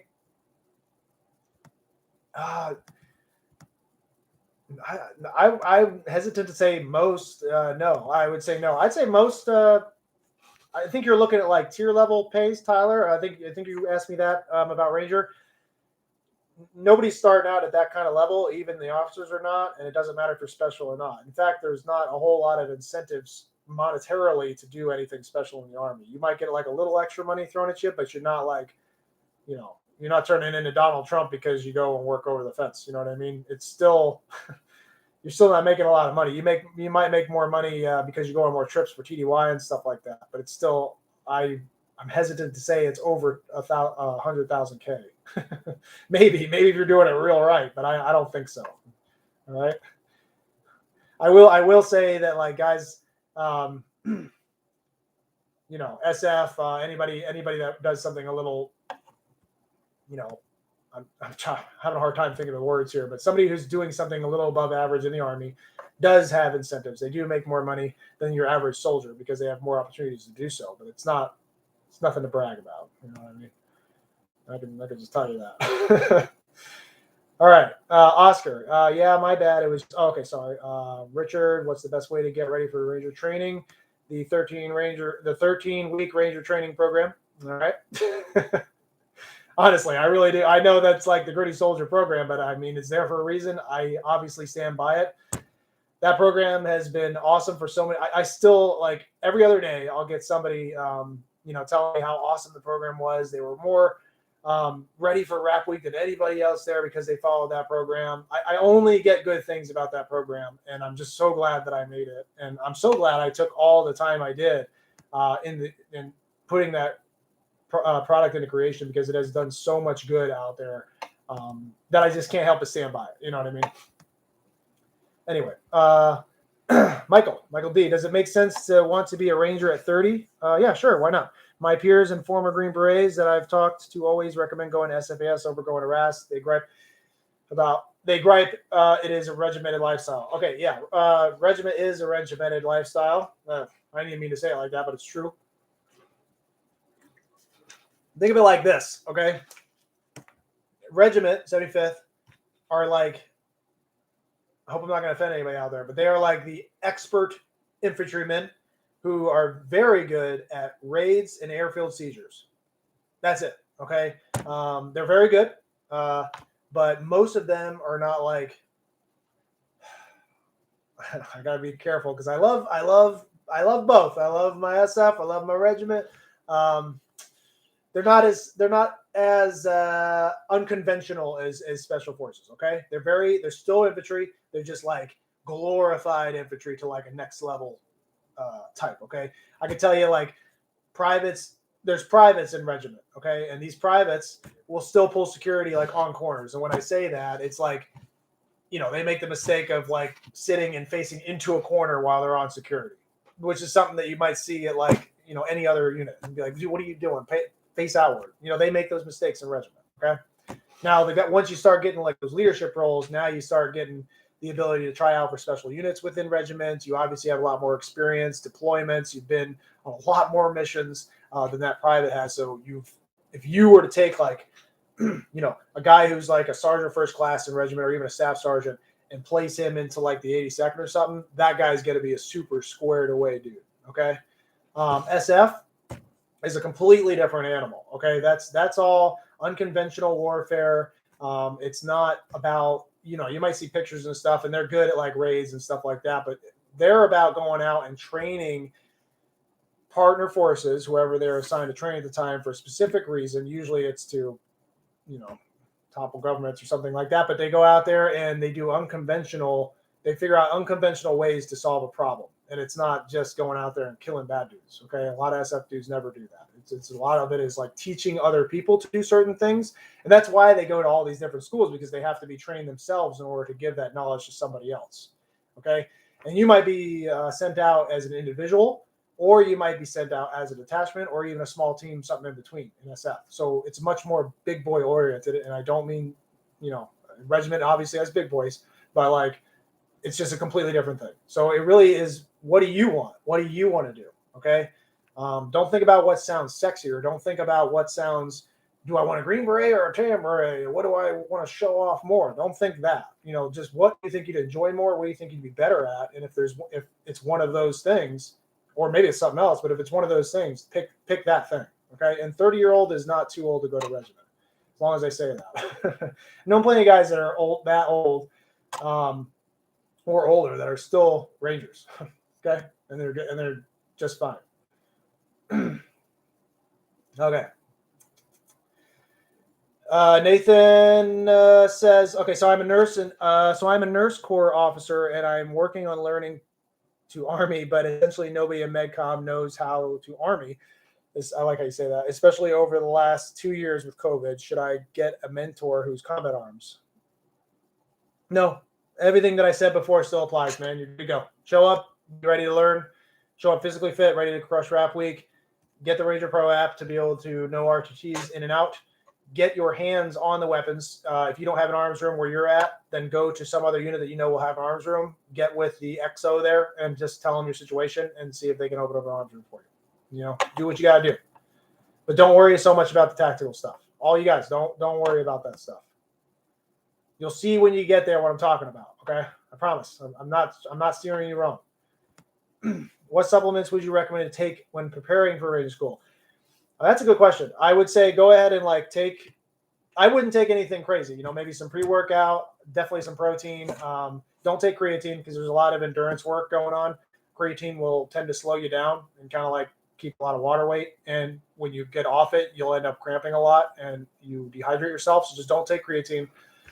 BCAAs are good for healing, EAs, and that's really about it. That's maybe a good multivitamin. Everything that you see, like when I post, like those supplements, that's what I would recommend. Okay, that's what I take. I wouldn't take anything crazy, anything that's going to cause shock to you before you off it. Okay, because what you need to do is wean yourself off it no later than 2 weeks before you show up to Ranger School. You need to be able to perform without using those supplements, because that's what you're going to do in Ranger School. Okay, so don't use all that stuff until the day you show up to Ranger, because you're going to be really screwing yourself up going through Rap Week if you do it that way. Okay.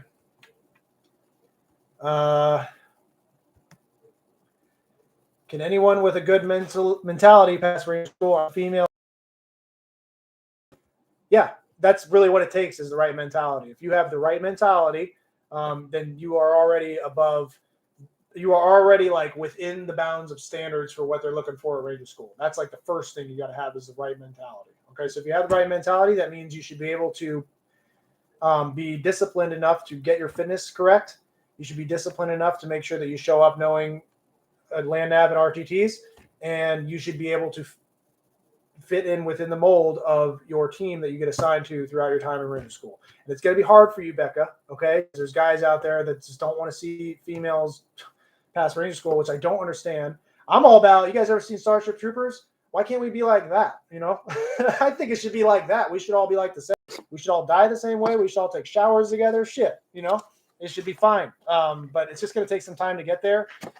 Becca, I think a lot of people don't realize that the females actually have it rougher, because they got to deal not only with everything a Ranger throws at them, but they got to deal with the negativity of what could be possibly surrounding them during their entire time there. So, just suck it up, deal with it. If you want your tab, go out there and get it. Okay. There's more people on your side than you think. That's what I think. But there's still some stragglers out there in the force that just aren't. They're just not getting it, man. They're just not getting it. I don't know what it is. Are fisters good? Yes. I like fisters. I'm not really sure. Yeah, I guess you mean for Ranger School? Anybody's good for Ranger School. Fisters should be good too. Oscar, can you be in reserves into your Ranger School? Yes, you can. You just have to get with your unit. And like I said, they have slots available for reserves. Yeah, Danny Damage, go Becca. Best of luck with it. You got this. There you go. See, I told you there's people on your side. Okay, they want to see it happen. They want to see you do it. Set the example, be the example, make it happen. Show everybody that doesn't think you can do it. Show them that they're wrong. All right. Can you get dropped from the obstacle courses? I'm short. Some of the barriers I cannot clear. Yes. You'll probably be fine. Well, maybe, I don't know. Sorry, I came out like that, but with Malvesti, I mean, you'll probably be fine. I don't remember the barriers being too tall, and you go through as teams, so like your buddy can just help you over the tallest one. Darby, people do get dropped from. Darby Queen, people get dropped from. I don't remember anything being so tall that it was like a short people problem. If there's anything in Darby, there's like major minus obstacles, and then there's like critical obstacles. And as long as you don't miss the critical obstacles, you can miss.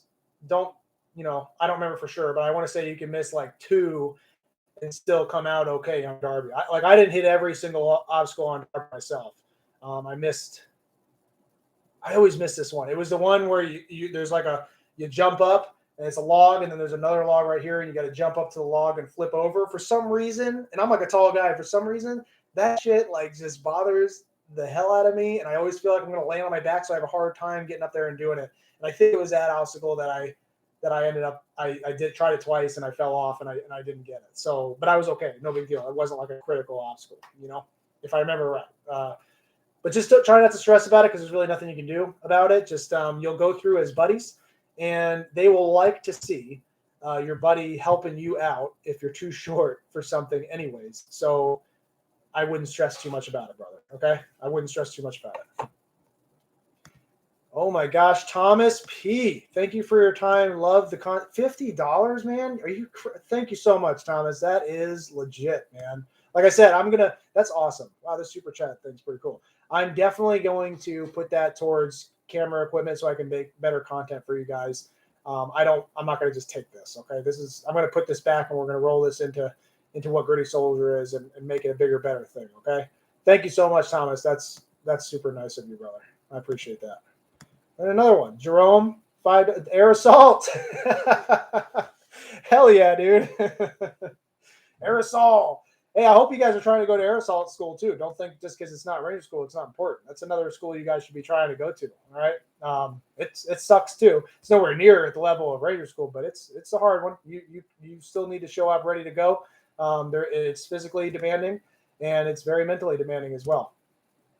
I'll tell you, of course, that's mentally demanding. Big Army, like cool school, is Pathfinder. I have never been so mentally drained until I was done with Pathfinder. And I'm not like a dumb guy. I'm not the smartest either, but like I've done a lot of like educational training, and Pathfinder is no joke, dude. Like that's all. They don't like smoke you. It's very gentlemanly, all that. But it's like a mental, mind fuck the entire time in Pathfinder, man. Totally worth going though. I know they're like shutting that down. Which is a shame. I don't know what they're doing. I think what's going to happen is they're going to end up bringing it back. They're going to be like, nope, that was a bad idea. We got to have Pathfinder. But if you do get a chance to go while you can, go. Okay, you're going to get a lot out of it. Air assault and Pathfinder. Felicia, can you get dropped for the obstacle courses? Oh yeah, sorry, I got you on that one. Okay, John, if I sign 11X contract, am I guaranteed to try at Rap Week? No. 11X, no. You're not like guaranteed. It's not like part of your training pipeline or anything. But I mean, being an infantryman in general, if you get your unit, say I want to go to Ranger, they're going to have like some sort of program for you to train up and do that. Okay, you just got to be a stud enough to get onto that list and be. I'm sure there's at most units there'll be like an OML. Okay, and if there's going to be more than one guy that wants to go to Ranger school or infantry unit, okay, which is because of the way it is, and there'll be an OML, and usually it's based on PT. And if you can be in that top tier of PT, then you get to the top list of the OML and you get the slot before anybody else does. Okay, so it's competitive like that. So you got to set yourself up for success. Jeff K, what's the hydration situation like? They'll make sure you're hydrated. Keep hydrating yourself. You'll stay hydrated while you're there, if I remember right. Yeah, you'll carry like your full Camelback at all times, and you'll have two quarts on the side of your ruck the whole time, so you'll have plenty of water. Okay, and they'll come by with like water trucks and stuff in between missions and all that to make sure you're good to go. Okay. Yeah, don't worry about that. They're not trying to let you die of dehydration out there. Jacob, you're just going to be carrying a shit ton of water. That's a lot. That's a lot of where the weight comes from. A lot of people don't believe. I've said this before that you could carry a weight up to like 90 to 100 pounds. That is that's true. Okay, like that's not Rangers just trying to be cool or anything. That's a real thing. And a lot of that comes from, it's not every mission, but it does happen. And a lot of that comes from the water. When you go out to Florida, you carry 10 days worth of MREs in your ruck, when you step off. So, I mean, that plus the equipment, the Claymores, grenades, demo. If you're the RTO, you got the radio and the batteries, extra ammo, like shit ton of extra ammo. You'll see guys in Ranger School that just like toss extra ammo into the woods. Don't do that, but like it will happen because it's so heavy. So it adds up quick, man. It's no joke. Jacob Maxwell is a lower enlisted soldier. What's it like coming back to your unit with a tab? Are most responsibilities placed on you? Does it add to promotion points? It definitely adds promotion points. I'd have to look to see how many, but I know it's a lot. I also know if you're an infantry soldier, I think they're still doing this, you get automatic E5. I don't know if anybody knows that for sure. They could put it on here. I think, at least last I checked, if you're an infantry soldier, you go as an E4, you get automatic E5 now with a tab. So that's pretty cool. They're definitely going to look. I mean, once you earn the tab, a big thing is like, okay, everybody expects the world of you now. Just stay humble all the time. It doesn't mean you know everything. You don't know shit coming out of Ranger School. Okay, it's not like you know everything. Okay, but you definitely have the capability to inspire others to continue forward even when times are tough. You will learn some good infantry tactics, and you will be able to mentor those around you to continue to always be giving their best at all times. All right. So they definitely will be looking at you for that sort of thing. Who is Nazi Party Adolf Hitler? Okay. I'm disliking your video. That's funny. Okay. And what is this? Fake Gritty Soldier. Interesting. Thanks for the super chat. Fake Gritty Soldier. What was your, man, do I have fake accounts now? This is ridiculous. All right. What was your most realistic superhero moment you've experienced? Your videos are better than any OnlyFans out there. I plan to do your ACFT plan in Ruck. Huh. Realistic superhero moment that you've experienced? I'll give you one. I'm going to just hit this real quick. Probably when there's a time I was deployed, I got blown up, took an ID to the face. And there's two guys before that got their legs blown up so bad that they couldn't walk. But we essentially got to the medevac bird, which was about 200 meters away, together, holding on. Like I couldn't see anything at the time. They could see, but they couldn't walk. So I held on to them like this in the middle.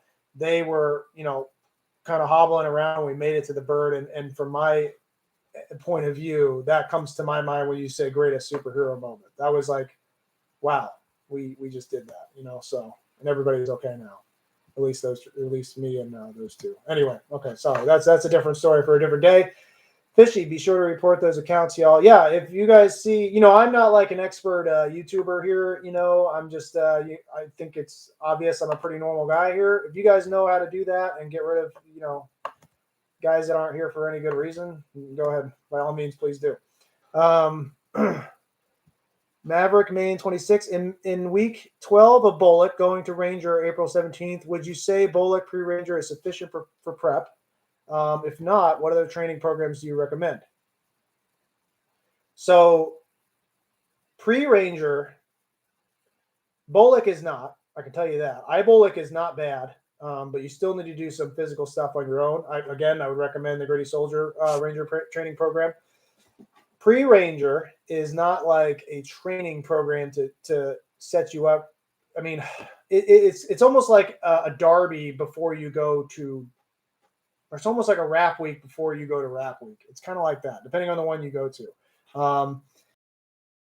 Really just making sure that you're good to go, so that they're not wasting a slot on you before you show up to Ranger School. Okay, that's really what like RTAC is, or like pre-Ranger. It's kind of more of like a selection before you go to the selection. which is unfortunate. But that is, it's necessary, and I think it's good to go to those things because you already have an edge above the people that didn't, and you're more prepared for when you get there. But I wouldn't just rely on pre-ranger. You know what I'm talking about? Hold on, I turn this on.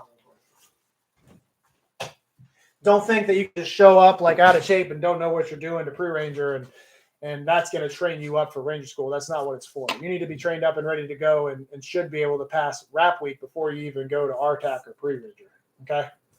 Hopefully that was clear enough. All right, guys, I got like 10 more minutes behind my desk to get these questions done. Okay. All right, Gabriella. I'm National Guard and I can speak on how to get into Ranger. Almost every state has a tryout called RSRE. Oh yeah, I've heard of that. Yeah, there you go. There you go. Maybe get with Gabrielle a little bit more about more information on that, and look up the Ranger selection and readiness evaluation. Okay, that should help you National Guard guys and gals out there. Maverick Maine. Also, what are some smaller things that get people dropped? RTTs, land nav, etc. Okay, what do people get dropped on? All right, so first of all, I'll tell you, because I don't know the exact stats off the top of my head right now, but I can tell you that if you go to the Fort Benning website and look at there's a RAP week section, and they will have they might not have the most current stats, but they'll have stats that are current and like throughout the years of what events are getting the most people dropped. Okay, that should give you like a little clarification on that. I would also offer that you don't, even though I just said that, I wouldn't like focus on the stats too much. Okay. Don't like get it in your head. Like, here's a fun fact for you. I think it's like 66% of Ranger students that show up to RAP week do not pass RAP week. That's just like a fact. Okay. Something like that. 66-ish, which means only 33% actually get a shot at Darby. Now that might be a little deterring to you. You might be like, shit, man, I don't want to waste my time going there and being part of that. The chances are that I don't pass. Well, don't look at it that way, because what it really is a lot of guys are already, they're there. Here it is. A lot of guys are there because they have to be, which is weird because a lot of people that actually try to get to Ranger School and never even get the chance to go. But there's a lot of guys there because the units force them to be there. So they don't have the right motivation. They weren't trained up appropriately. I'm talking about like SF dudes, Ibolics, Abolics, things like that. They don't even really care about the tab. They're just there. Those guys are already not getting through RAP week. Okay, and that's like a good 10, 15% right there. Gone. That don't even count in the statistics of what you're thinking that would apply to you, because you don't fall into that category. Okay. The rest didn't train up appropriately. They didn't listen to Gritty Soldier. They weren't physically fit and ready to go. They didn't go to pre-ranger. They didn't get tested by their unit. You name it. They just didn't get appropriately prepared for Ranger. They just kind of showed up. Okay. That's like another 20 to 25%. That's a lot of people. You're going to be like, holy shit. You're going to go there, and during the RPFT, you're going to be like amazed by how many people failed the RPFT. They showed up to Ranger, shaved head, females shaving their head completely, got the packing list done, show up to Ranger, and they can't pass a 5-mile run. Like, that's the wrong answer, right? Like, I think all you guys would agree with me in saying, what the fuck are they even doing then? Well, that's like a good majority, a good chunk of it comes from that. Okay. So, and then it's after that, it's like kind of, onesies and twosies. Okay. It's like, well, maybe more than that, but it's not as much. It's like a little bit more here and there. And that's going to happen kind of spread out. It's like a little bit in land nav, maybe like one or two with CWST because they can't swim, but nothing that's crazy. RTTs is kind of like a bigger one. You might get like 10 or 15 or more that get dropped from RTTs. Maybe you look that up. And then, believe it or not, the 12-miler, there are a good chunk of Ranger students that don't pass 12-miler, and that is because they didn't train up appropriately with the endurance side of things. Like I already said, make sure that before you go to Ranger School, you can pass a 12-miler at like 2:30. Okay, 2 hours and 30 minutes, and that you should be good with that, because you're going to be so smoked by the time it's the last thing you do at RAP week. You're going to be so smoked before you even step off of that 12-miler that it's going to be difficult for you, and it's on rolling terrain. And it's on asphalt and dirt. So it's challenging. Okay. So make sure you're ready for that challenge. But don't worry about the statistics. Just worry about yourself. Think, wow, I'm going to be, if you really want to worry about the statistics, just be like, well, I guess I'm falling within that 33%, and good for me that I'm going to make it through this. No big deal. I'm going to show up prepared, and I'm going to make this happen. All right, Juan, thanks for the super chat, brother. Oh, you guys are awesome. I might get a drone out of this. This is great. We're going to make some good content. Okay, really appreciate your videos and advice, Gritty. Thanks for doing an awesome job mentoring all these soldiers that follow you. Going to spread the word all over social media platforms. That's awesome, Juan. You know, like I said before, like I really do get a lot out of this personally. I really enjoy the mentorship part of this, which is really all of it. And it's a good outlet for me to be able to do this.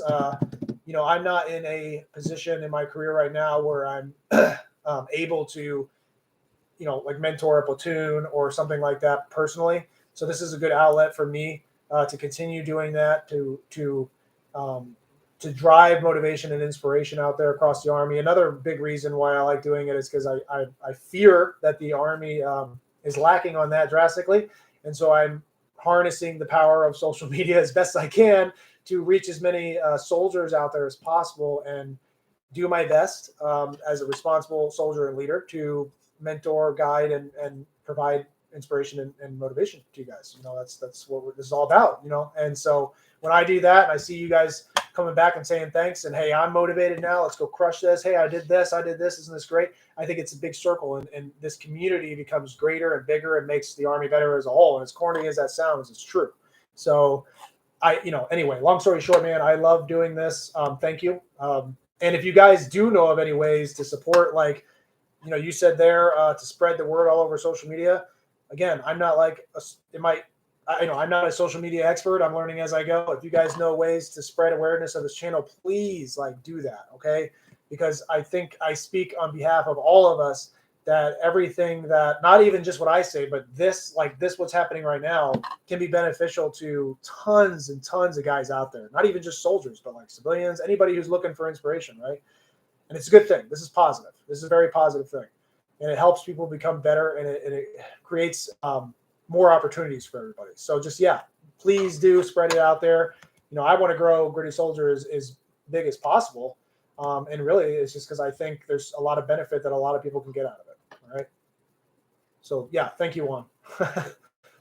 All right, let's see. Okay, got a few more minutes. I'm going to get yelled at, I think. Okay. Do they tell you, Gabriella, do they tell you what to wear? Like if it's freezing temperature, do they let you choose what you want to wear? No, they're going to tell you what's allowed and what's not allowed. Your decision-making days are over when it comes to that kind of stuff. They're going to be like, but bring everything you got. You know what I mean? Because some days they'll say, like in the winter, they'll say, hey, you can wear your watch cap. And it's like, oh, thank God I wear my watch cap. Or some days they'll be like, hey, just wear whatever. They might even say that. They'll say, just wear what you want, you know? You can come out with your smoker's jacket and you can be all bundled up as much as you want, but they're going to dictate whether that's okay or not. And a lot of that's going to depend on your RI, and a lot of it's going to depend on how well you're doing as a team during that part of the phase. If you're performing well and you're listening, and you're not all jacked up, they're going to give you a little more freedom, but it's very limited. Okay. Oh, Robert says he believes I skipped a question. Did I skip a question? Oh, man, there's so many questions on here. I don't even have a lot of time. I don't want to go back, but I'm sorry if I skipped a question. Hopefully it gets answered. Leaving for Ranger School in January, Tori is, dude, good luck, man. I think I speak for the majority of us on here. I think we're all rooting for you. Good luck. Don't quit. If you find yourself recycling or anything like that, nothing changes. Don't quit. Just keep going straight forward. And anytime you're feeling down on yourself, which will happen, remember that Gritty Soldier told you today to suck that shit up and keep moving forward, okay? That's going to help you. I promise. You're going to be like, oh, yeah, the fucking guy told me to keep going. I got to keep going, all right? Don't quit. That's all you got to do. Don't quit. Ivy, can you give a sleeping tip that works for you? I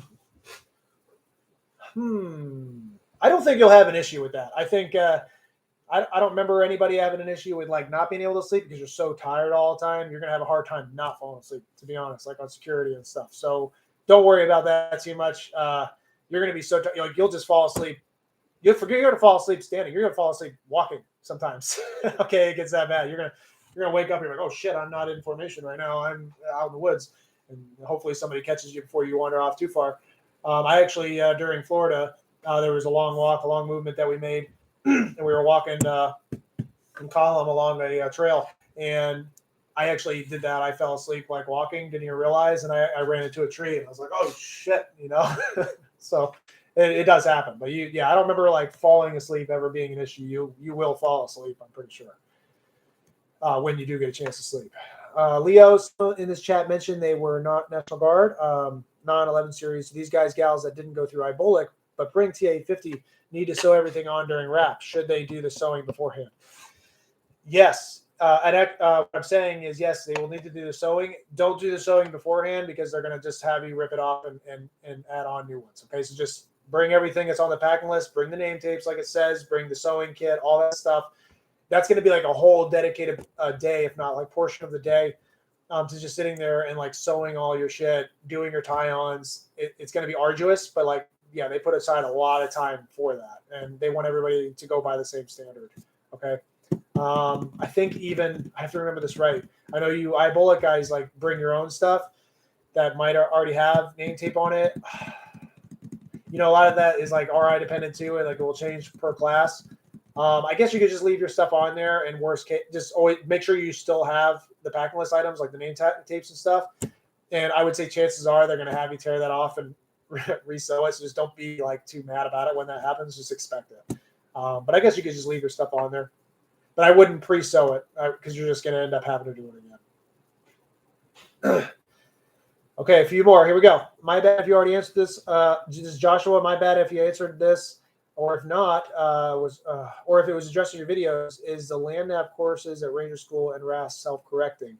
I want to say no. Right now, I'm hearing that might have changed because I said that already in my video that they're not, and when I went through, they were not. Okay. I went a few years ago. It wasn't like I'm not that old. It wasn't super long ago. So maybe it changed. I wish I could answer you that question. I haven't like gone to the land nav course there recently. I would act like it's not okay. Cause the worst thing you want to do is, even if somebody tells you they are, that doesn't mean you should like become dependent on that information and say, oh, it's going to be fine because it's self-correcting. Because now you're just kind of setting yourself up for failure with that. I would just go ahead and say, no, they're not, and train that way. And if they are, then more power to you. It should be a little easier on you. You know what I mean? That's the best I can offer you on that one, brother. All right.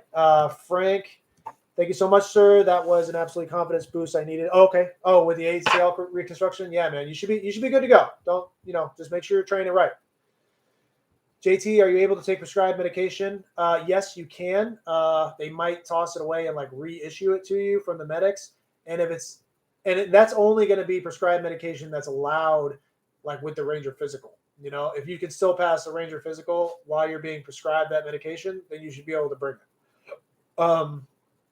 But like I said, they might take it from you, give it to the medics, and dish it out to you that way. Or if it's ibuprofen or something, they're probably just going to throw it away and they'll just give it to you as needed. There's medics there; they do take care of you. It's not like they'll tell you, go to sick calls this time, blah, blah, blah. They are big on like trying to help you stay healthy there and help you with your needs as far as that goes. They're not going to just tell you to suck up all your problems. There are medics there that will help you get through some stuff, but it is limited. Okay. And you don't want to just go there like already broken or like be the guy that's in sick call all the time because you were trying to get out of something. Like, don't do that. They're going to see right through that. RASP with a GED, why not? Plasma says RASP with a GED. I joined the Army with a GED. I did not have a high school diploma when I went into the recruiting station. They paid for my GED. I went and took it, got it done. Today, I've done a lot of shit in the Army. I have a master's degree. I started off with just, not even mosquito wings on my chest, and now I'm an officer. So, like, yes, there's nothing wrong with having a GED, okay, is really what I'm trying to say. I wasn't trying to toot my own horn. I'm really just trying to give you some inspiration there. Use what you got and constantly improve from there, okay, especially with education. And the Army is all about giving you ways to improve your education, okay, free or low cost, and different methods of doing it through online, sending you to school. There's like re-enlistment ways where you can go to school full-time for 6 months. You can do green and gold and go get your bachelor's degree and get commissioned. There's tons of different ways to get education in the Army. And I would definitely advise that you look into doing that kind of stuff while you can, while you're in the Army, and while it's available. Maybe they'll take it away one day. TM, let's do 3 more, okay? TM, I'm a 92 Alpha reclassing to 11 Bravo in 12 months. It is likely to get a chance to go to Ranger School, or will I need to get it in my reenlistment contract? Is it likely to get a chance to go to Ranger School, or will I need to get it in my Yeah, I mean, it's likely. I would try to get in your reenlistment contract. If you can get Ranger in your reenlistment contract, that would be best, because now you get like a guaranteed, hey, you're going to Ranger School, and maybe you can get a school date and you can, make the stars align that way. If you can't, I don't let it deter you. Just go, fall back to what I was saying before and start getting yourself on that OML process, okay? Because 11 Bravos are very encouraged to go to Ranger School, okay? It's kind of like, especially like 11 Alphas. Most 11 Alphas, if are going to have a Ranger tab. If they don't, they should, all right? It's not, because that doesn't make them a bad leader or anything. I'm not saying that. It's just like one of those, like, it's part of like a training pipeline, and it's a portion of that they didn't do yet, okay, or haven't finished yet. So it's just unfinished business on part of like an 11 Alpha if they don't have a Ranger tab, okay? 11 Bravos, it's not necessarily unfinished business, but it's highly encouraged that they go, and I would definitely say it's like a benefit to the entire platoon if they do go, all right? Not only to themselves, but the entire platoon. All right. Javier, started ACFT prep today. Thank you. Okay, cool. Great, man. Oh, you're probably talking about the program. Oh, yeah. Yeah, let me know how you like that program, man. Make sure to review it and all that so everybody knows what they're getting themselves into. I'm pretty proud of that program, too. I put it through the trials, put it through the tests, and it worked really well for me. So, Alexander R., did you have any experiences with foreign soldiers during Ranger School? Greetings from Germany. What's going on, man? That's awesome. Worldwide information going on here. Did I have any foreign guys? I don't think there was any foreign guys in my class specifically. There wasn't like another platoon. I think it might have been a German guy, actually. I think it might have been a German guy. Either that or it was a guy from Ukraine. Not to say you guys are the same. I've worked with a lot of different foreign militaries in my career, and I just don't really remember all the time where they come from or when it was. But it happens, absolutely. I don't know if I didn't have one in my class specifically